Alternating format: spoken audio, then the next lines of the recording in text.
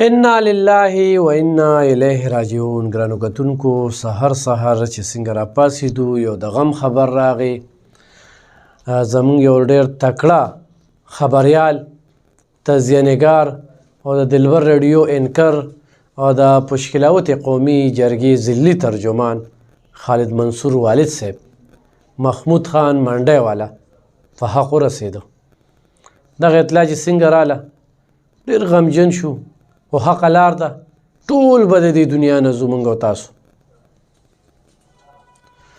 نن 2 بجې چې کوم دی په اقبال خان مقبره تنګي کې به هغه خاورو ته سپارل کېږي. په دغه جنازه کې ضرور ګډون وکړئ. یو داسې انسان چې خدمتي انسان و، خپل ځاني زمونږ یې دومره خدمت کړی دی، ما سره ډېره زیاته مینه وه، ډېر نصیحتونه یې هم راته کول او ما ګڼه چې یو داسې مشر شته چې زما د هر څه تپوس کولی شي. خو د ورځې مې ځان سره 20 میلمانه بوتلي دي، خو 10 او خو 15. محمود منډی سم یو لنګر شانتې روان وي، د هغه په بچو کې مغه کوالټي شته. اکثره خلک وایي که نه وي پلار یې لاړه وي بچو کې به یې هغه کوالټي وي، خو نه وي. نو په جون باندې د هغه د بچو هغه کوالټي موږ لیدلې ده. خو د محمود خان ذکر ضرور کوم چې خپل ځاني چې کله به لاړو لا ناس پنو چې بیا بچی پرته وه، څنګه کور کې خیر دی، څه خو شته نه، دا تپوس پې کوو. زناورو سره ډېره مینه وه، بس نښتې به ور وخت به زناورو ته ډوډۍ پوټي پوټي کوله او اچوله به یې، کونترې به وې، چرګان به و.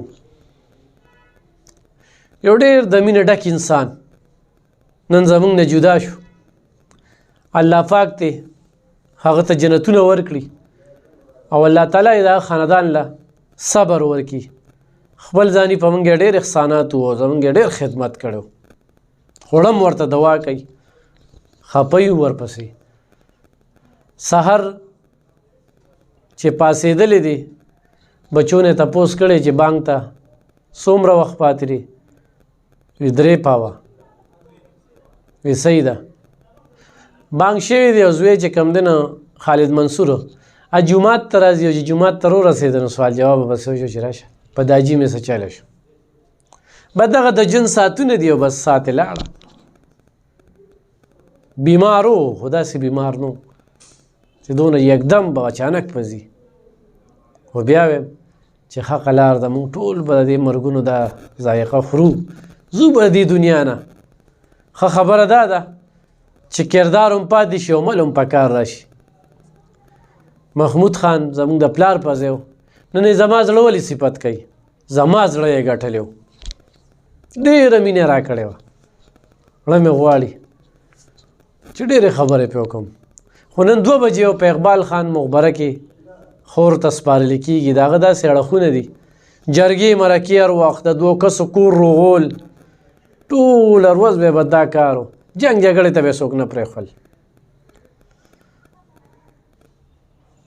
موږ یو واقعه چې یو دغلته لانجه راغلې وه، نو یو 4 ورځې م تېرې کړې، نو ما سره میلمانه مو.